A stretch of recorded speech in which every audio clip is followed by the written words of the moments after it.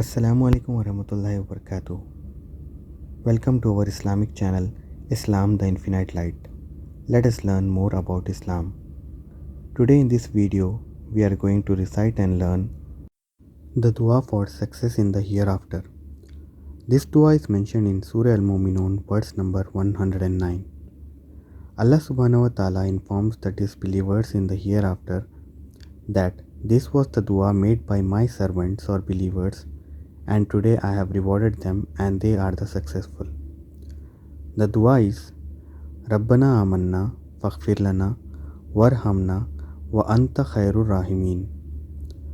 Rabbana Amanna Faghfirlana Warhamna anta khairur rahemeen. Let us break down this dua to understand more clearly. Rabbana means our Lord. Rabbana means our Lord. The next word is Amanna. Amanna means we believe or we have belief. Amanna means we believe or we have believed.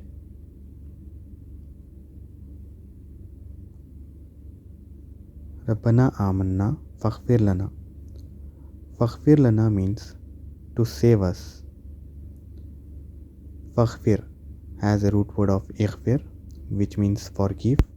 Lana means us. So forgive us. Faghfir lana means so forgive us. Then comes Warhamna. Warhamna has a root word of raham. Wa means and rahem means mercy. So Warhamna means and have mercy on us. Anta. Wa means and anta means you. Va means and anta means you. Va anta means and you. The next word is khair, which means best or goodness.